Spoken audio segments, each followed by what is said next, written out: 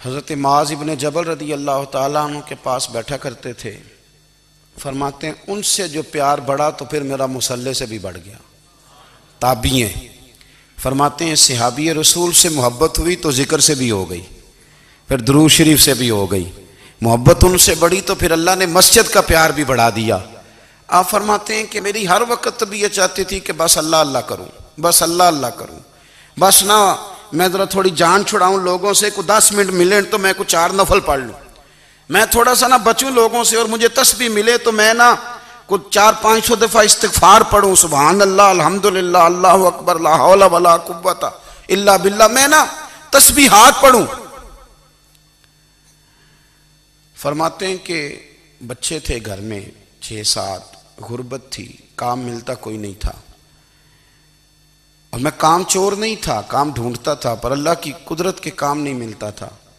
فرماتے ہیں کہ میں نے ایک دن اپنی اہلیہ سے کہا کہ آج میں پھر جاتا ہوں کام ڈھونڈنے. تو میری بیوی بڑی فرما بردار تھی, پر اس دن نہ غربت کے ہاتھوں تنگ آ کے کہنے لگی آج نانا کوئی تو چیز لے کے آیا, تو مجھ سے بچوں کی بھوک نہیں دیکھی جاتی. یہ سب روگاں دا روگ محمد جس دا نام غریبی, کنڈ بلا کے لنگ جاندے نہیں دوست یار قریبی.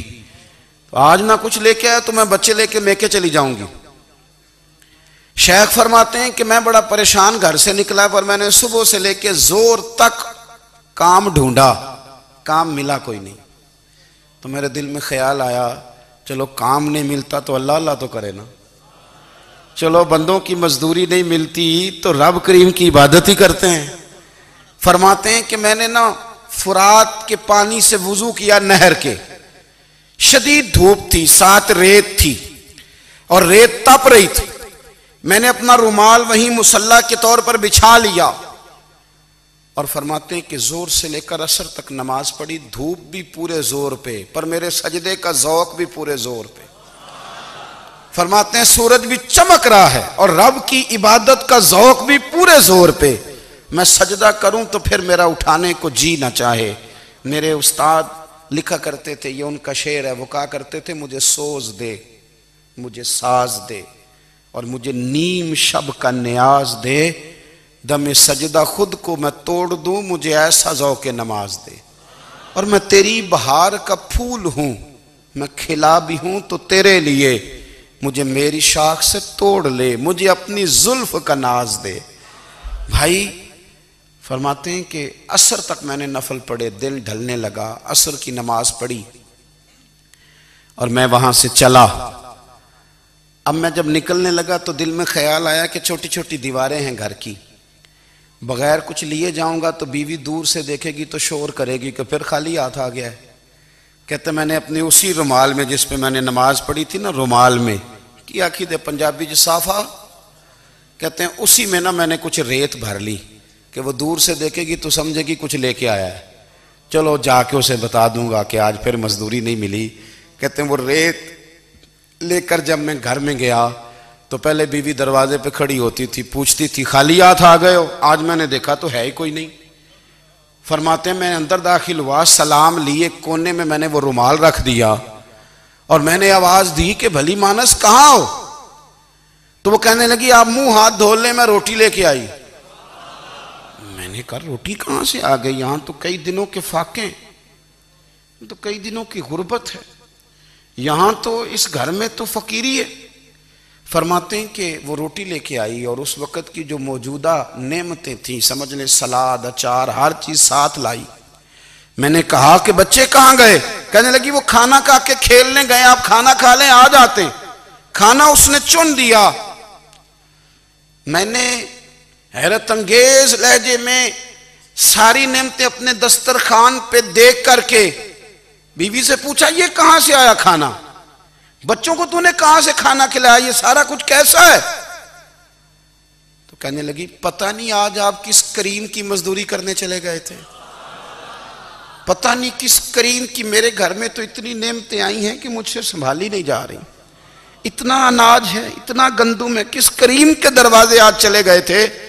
یہ کہتے کہتے وہ اٹھی اور اٹھ کر کے کہنے لگی پہلے بڑا کچھ آیا تھا, اب کیا لے آئے ہو.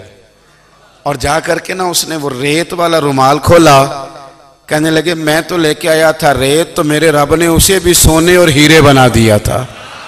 جب آپ کی توجہ اللہ کی جانب، میرے نبی پاک صلی اللہ تعالی علیہ وسلم نے فرمایا ہر چیز اپنے رب سے مانگ، ہر چیز مانگ، ہر چیز مانگ۔ یا رسول اللہ کیا کچھ؟ میرے محبوب نے فرمایا تیرے گھر میں نمک بھی ختم ہو جائے تو وہ بھی اپنے رب سے مانگا کر، تو مانگنا وہ تجھے دے گا، تو اس کی بارگاہ میں کشکول طلب دراز تو کرنا۔ اور ترمذی شریف میں عجیب لفظ ہے، رسول کائنات نے فرمایا، رب کریم فرماتا ہے جب میرا بندہ ہاتھ اٹھاتا ہے نا تو مجھے حیا آتی ہے کہ میں خالی کیسے لوٹا دوں اس کے۔ اتنے بڑے بادشاہ کی بارگاہ میں، او بھائی لوگوں سے عزتیں تلاش کرتے ہو تو وہ کیا تمہیں عزت دیں گے؟ وہ تو کل اچھا کہتے ہیں پرسوں برا کہنے لگ جاتے ہیں۔ لوگوں کے سامنے گڈ بک میں آنا چاہو گے تو وہ تو سویرے تمہارے بارے میں کچھ کہیں گے، شام کچھ اور کہیں گے۔ اپنی روحانی زندگی آباد کریں، اپنے مصلے کو وقت دیں، اور دنیا سے چھپ کر اس موبائل کو بند کر کے اور اپنے آپ سے بھی چھپ کے اور تنہا ہو کے چھپا کے سارا کچھ اپنے آنسو اپنے رب کی بارگاہ میں پیش کریں، اس کے حضور حاضری دیں۔